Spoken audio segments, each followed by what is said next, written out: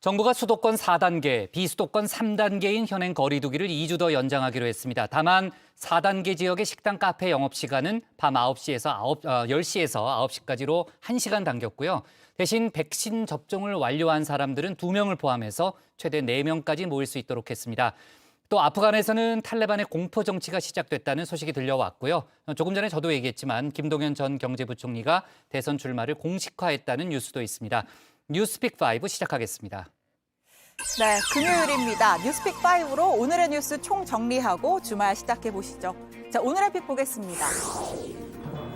여름 끝까지 4단계, 동맹 침략하면 대응, 김동연 출사표, 성추행 후 투명인간 취급, 마지막은 상투, 아직 아니다로 꼽았습니다. 자, 올해 여름은 결국 4단계 속에서 끝맺게 됐습니다. 신규 확진자 수는 2,052명으로 이틀째 2,000명대를 기록했고요. 정부는 현행 거리두기 단계를 2주 더 연장하기로 결정했습니다. 델타 변이, 휴가철 이동량, 접촉량의 증가, 사회적 피로감 등의 악조건이 복합적으로 작용하고 있는 것으로 그렇게 판단하고 있습니다.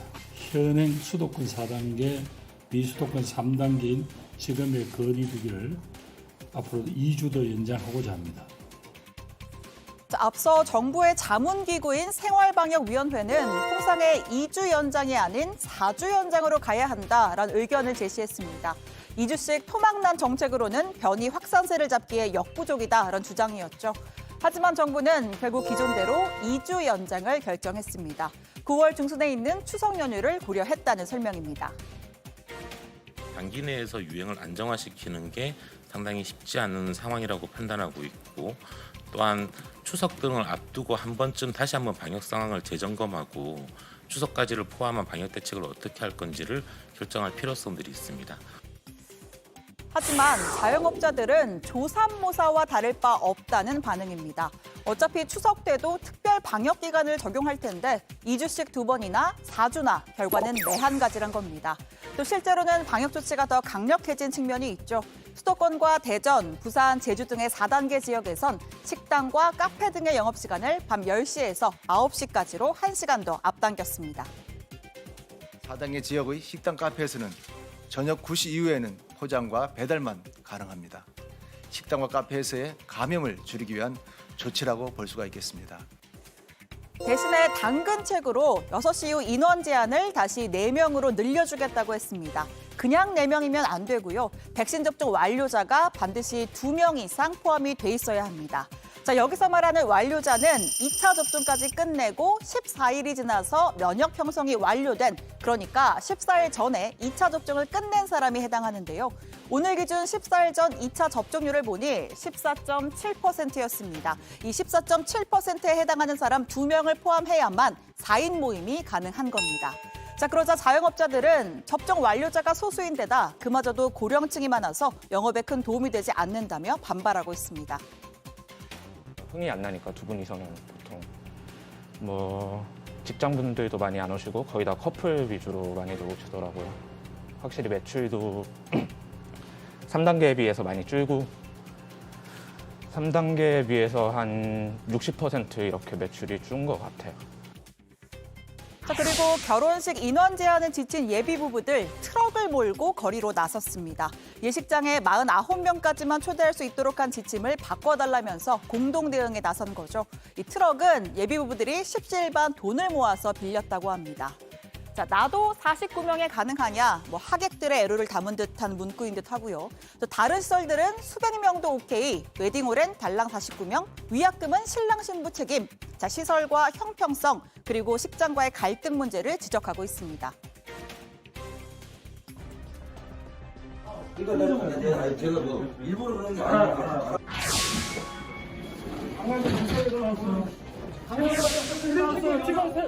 여기 다 있어 여기. 정부 들어가. 자, 여러분들 감염병 예방소 위반으로 전부 현행범입니다. 저항한다 면 현행범으로 바로 체포합니다. 순간 얘기해서. 자, 끊임없이 단속되는 유흥주점들. 어제 서울 강남경찰서와 강남구청이 합동 단속해서 한 업장에서만 종업원 5, 접객원 17, 손님 20명 등 무려 43명을 입건했습니다. 이 해리포터도 아니고 어째 유흥지점마다 이 비밀의 방이 없는 곳이 없습니다. 모두 현행범으로 체포, 벌금형 전과자가 되는 겁니다. 자, 그리고 어제까지가 만 18세에서 49세 10부제 백신 예약 마감일이었죠. 현재 40대 이하의 예약률은 61.3%로 정부 목표인 70%에는 못 미치는 수준입니다. 자, 혹시나 깜빡 놓쳤다 하는 분들 기회가 또 있습니다. 오늘 오후 6시까지는 36세에서 49세, 저녁 8시부터 내일 오후 6시까지는 18세에서 35세 예약이 가능하고요. 내일까지 놓쳤다고 해도 9월 18일까지 약 한 달간 누구나 백신 접종을 예약할 수 있는 기회가 또 한 번 주어집니다. 맞게 될 백신의 종류도 발표했습니다.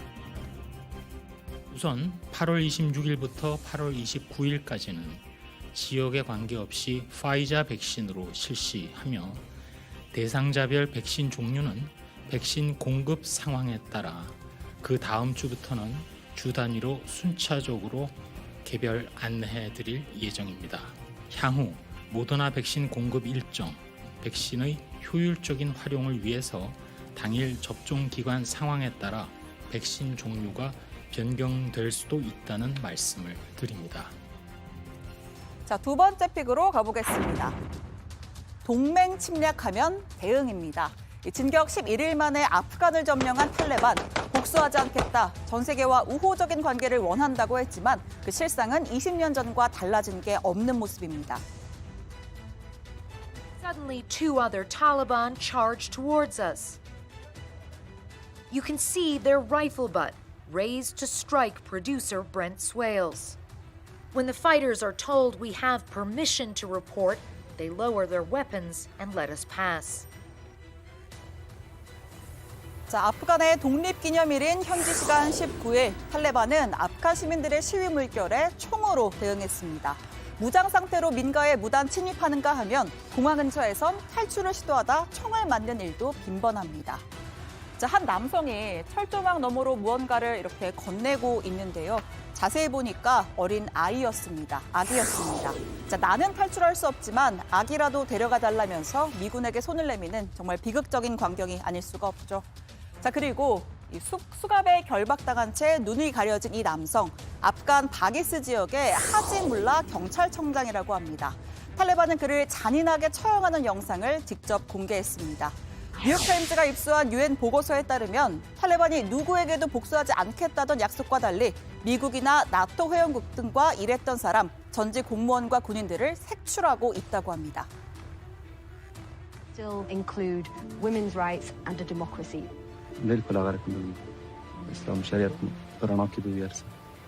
So would you believe in the democratic vote though? So would people be allowed to vote in women politicians?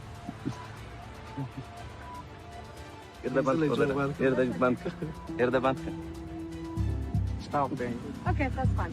Just want to ask.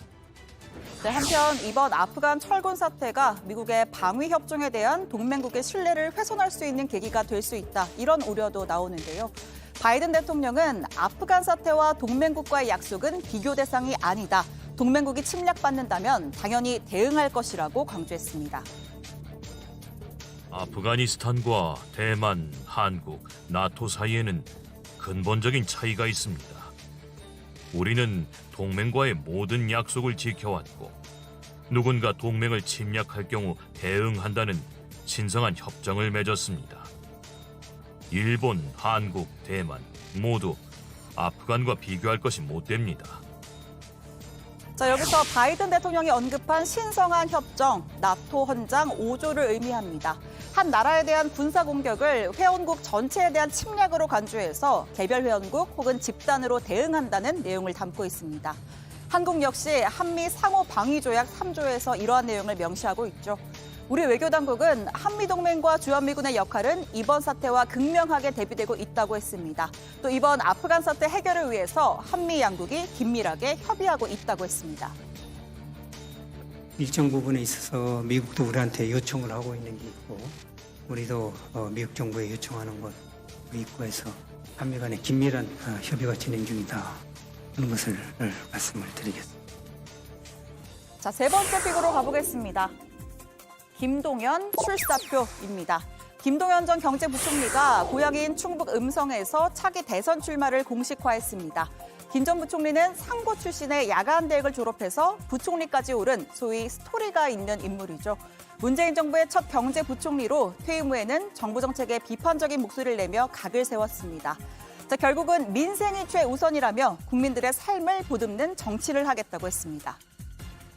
지금은 새도 없고 미미하고 돈도 없고 조직도 없습니다. 이제 창업을 시작한 스타트업입니다. 이 창업하는 이 스타트업 기업을 또는 새로운 정치 세력을 규합을 해서 반드시 완주할 것입니다. 기존의 정치 세력에 숟가락 얹어서 하는 그런 정치를 제가 하지 않을 그런 생각이라는 말씀을 분명히 드리고요. 끝까지 최선을 다해서 제 길을 뚜벅뚜벅 가도록 하겠습니다. 여야 양쪽으로부터 러브콜을 받았던 김 전 부총리. 지금 두 거대 정당의 싸움은 사실 기득권 유지와 확장에 있다면서 판 자체를 바꿔보겠다고도 했습니다. 제3지대 구축을 위해서 안철수 국민의당 대표와 만날 의향이 있느냐라는 질문에는 계획이 없다 선을 그었는데요. 프랑스의 마크롱 대통령처럼 독자 세력화를 통해 대선을 완주한다는 계획입니다. 자, 네 번째 픽은요. 상투 아직 아니다로 잡았습니다. 지난달 말이었죠. 홍남기 부총리를 비롯한 관계부처 수장들이 부동산 시장 안정을 위해 국민들께 드리는 말씀이라는 대국민 담화를 발표했습니다. 핵심인 즉슨 지금 집값은 상투다, 곧 떨어진다라는 거였죠. 주택 가격의 수준과 적정성을 측정하는 지표들이 최고 수준에 근접했거나 이미 넘어서고 있다는 점입니다. 불안감에 의한 추격 매수보다는 진중하게 결정을 해 주셔야 할 때라고 보여집니다. 그런데 정부의 공언과는 정반대의 상황이 펼쳐졌습니다. 상투 경고에 콧방귀를 뀌듯 수도권 아파트값은 올해 7개월 만에 11% 급등, 상승률 역대 최고치를 갈아치웠습니다. 올해 7월까지의 7개월간의 상승률, 지난 한 해 1년 동안의 상승률을 이미 넘어섰고요. 서울 아파트의 평균값도 11억 원을 돌파했습니다. 매수 심리도 쭉 상승세, 이번 주 수도권 아파트 매매 수급 지수는 전주보다 1.2포인트 오른 112.4를 기록했습니다. 자, 취임 후 100일을 맞은 노형우 국토부 장관, 부동산 시장이 안정세로 돌아서지 못하고 있어 매우 안타깝고 또 송구스럽다는 입장을 밝혔습니다. 자, 오늘의 마지막 픽은요. 성추행 후 투명인간 취급입니다. 자, 오늘 국회 국방위에서 공군에 이은 해군 여중사 성추행 사망 사건 관련 현안 보고가 있었습니다. 국방부는 숨진 해군 중사가 2차 가해에 시달렸다는 의혹에 대해서 수사 중이라고 함구해왔지만 결국 사실로 확인됐습니다. 이번 사건도 2차 가해를 포함한 전 분야를 낱낱이 수사하여 엄정하게 처리하겠습니다. 아울러 성폭력 예방과 국내 성폭력 사건 처리 매뉴얼 그리고 피해자 보호 시스템을 조속히 개선해 나가겠습니다. 장관께서 그저 보고만 받으시지 말고 직접 좀 챙기시고 이 수사 부분이 추후도 발표에 또 억울함이 없도록 수사 단계부터 철저히 좀 챙겨주시기를 강력히 제가 촉구합니다. 자, 지난 5월이었습니다. 가해자인 A 상사가 피해자의 손금을 봐준다면서 손을 만지고 또 팔로 목 부위를 감싸는 일명 헤드락을 하는 등 성추행을 가했습니다. 이후에 상관으로부터 물리적인 분리 조치가 아닌 행동주의 지침만 받았고요. 이에 피해자가 숨지기까지 석 달간 투명인간 취급을 하는 등의 2차 가해를 가했다는 겁니다. 해군의 군사경찰은 현재 가해자 A 상사를 구속하고 주임 상사 등 2명을 신고자 비밀보장 위반 혐의로 입건해서 수사하고 있습니다. 자, 여러분은 어떤 뉴스를 오늘의 원픽으로 꼽으셨나요? 들어가서 이야기해보겠습니다. 뉴스픽 5였습니다.